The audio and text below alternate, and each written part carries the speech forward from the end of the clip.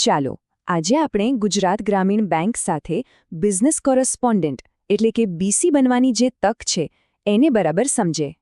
તો ગુજરાત ગ્રામીણ બેંક સાથે જોડાઈને ગામડાઓ સુધી નાણાકીય સેવાઓ પહોંચાડવાનો આ મોકો કેવો છે?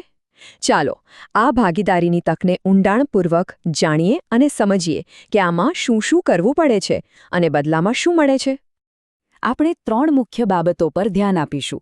પહેલું, કમાણીની શક્યતાઓ શું છે. બીજું, કઈ મુખ્ય જવાબદારીઓ છે અને ક્યાં દંડ લાગી શકે છે. અને ત્રીજું, આ કામ શરૂ કરવા માટે કયા ટેકનોલોજીકલ સાધનો એટલે કે હાર્ડવેર અને સોફ્ટવેર જોઈશે. સારું, તો ચાલો શરૂઆત કરીએ સૌથી અગત્યના સવાલથી કે બિઝનેસ કોરસ્પોન્ડન્ટ તરીકે મહેનતાણું કઈ રીતે મળે છે, પૈસા કઈ રીતે કમાઈ શકાય છે. જો કમિશનનું જે માળખું છે ને એ તમે કયું કામ કરો છો એના પર આધાર રાખે છે. દાખલા તરીકે જો કોઈ KYC બચત ખાતું ખોલાવે અને એમાં તરત જ પૈસા જમા થાય તો એના પર સીધા 25 રૂપિયા મળે છે. અને વાત અહીં જ નથી અટકતી. અહીં જે રસપ્રદ વાત છે એ છે સેવાઓની વિવિધતા.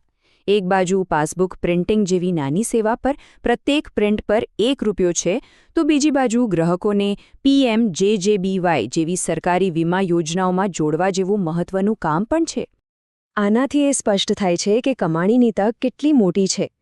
માત્ર સાદા ટ્રાન્ઝેક્શન્સ નહીં, પણ લોન માટે નવા ગ્રાહકો શોધવા એટલે કે લીડ જનરેટ કરવી કે પછી NPA લોન ખાતામાંથી વસૂલાતમાં મદદ કરવા જેવા મોટા કામોથી પણ સારી એવી કમાણી થઈ શકે છે. પણ આ તો થઈ અલગ અલગ કામ પર મળતા કમિશનની વાત. પણ જો આપણે આખા મહિનાનો હિસાબ માંડીએ તો કેવું ચિત્ર ઊભું થાય? ચલો એક ઉદાહરણથી સમજીએ કે જો ચોક્કસ ટાર્ગેટ પૂરા થાય તો મહિનાની કમાણી કેટલી થઈ શકે.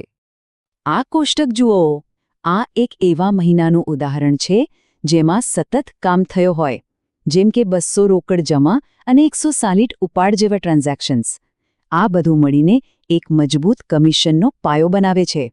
એટલે કહેવાનો મતલબ એ છે કે જો અલગ અલગ સેવાઓમાં નક્કી કરેલા ટાર્ગેટ પૂરા કરવામાં આવે તો એક બીસી એક મહિનામાં લગભગ 15,000 રૂપિયાનું કુલ કમિશન આરામથી કમાઈ શકે છે.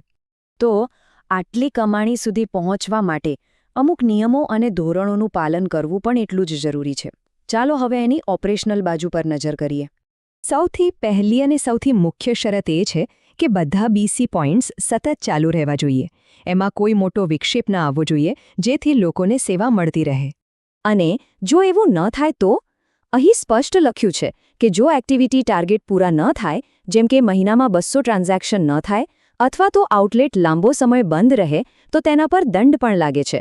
આ નિયમ એટલા માટે છે જેથી સેવાની ગુણવત્તા જળવાઈ રહે. કમાણી અને નિયમો સિવાય એક બીજી પણ બહુ જ મહત્વની જવાબદારી છે, પ્રોફેશનલ સર્ટિફિકેશન. આ એક પ્રકારની ખાતરી છે કે દરેક બીસી પાસે ગ્રાહકોને સેવા આપવા માટે જરૂરી જ્ઞાન અને કુશળતા છે. અને આ તાલીમ માત્ર ઔપચારિકતા નથી. જો નક્કી કરેલા સમયમાં એટલે કે 6 મહિનામાં આ IIBS સર્ટિફિકેશન પાસ ન કરવામાં આવે તો તેના ગંભીર નાણાકીય પરિણામો આવી શકે છે. દર મહિને પ્રતિ બીસી 500 રૂપિયાનો દંડ લાગી શકે છે જ્યાં સુધી સર્ટિફિકેટ ન મળે. સારું, તો આપણે કમાણીની વાત કરી, નિયમો અને દંડ પણ સમજા. હવે એ જોઈએ કે આ બધું કામ કરવા માટે કયા કયા સાધનોની જરૂર પડશે. આ રહ્યું બીસી માટેનું હાર્ડવેર ચેકલિસ્ટ. એક લેપટોપ કે ડેસ્કટોપ જેમાં વિન્ડોઝ 10 પ્રો હોય. પછી બાયોમેટ્રિક સ્કેનર એટલે કે ફિંગરપ્રિન્ટ ડિવાઇસ. સારું ઇન્ટરનેટ કનેક્શન તો જોઈએ જ. સાથે સાથે અકાઉન્ટ ઓપનિંગ ફોર્મ માટે સ્ટેન્ડર્ડ પ્રિન્ટર, ગ્રાહકને રસીદ આપવા માટે થર્મલ પ્રિન્ટર અને પાસબુક પ્રિન્ટ કરવા માટે ખાસ એપ્સનનું પ્રિન્ટર. અને છેલ્લે ATM એક્ટિવેશન માટે માઇક્રો ATM. અને સૌથી અગત્યની વાત, આ બધા જ ઉપકરણો એવા હોવા જોઈએ જે સીધા બેંકની સિસ્ટમ સાથે જોડાઈ શકે. ગ્રાહકની ઓળખ અને ટ્રાન્ઝેક્શન માટે જે બાયોમેટ્રિક ઓથેન્ટિકેશન થાય છે એ એકદમ સુરક્ષિત રીતે થવું જરૂરી છે. તો આખી વાતનો સાર એ છે કે GGB બિઝનેસ કોરસ્પોન્ડન્ટની ભૂમિકા એકદમ સંતુલિત છે.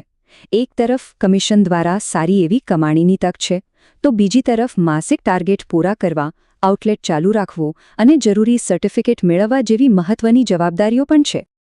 આનાથી માત્ર કમાણીની તક નથી મળતી, પણ ગ્રામીણ બેન્કિંગ વ્યવસ્થાની એક અત્યંત મહત્વપૂર્ણ કડી બનવાનો મોકો મળે છે.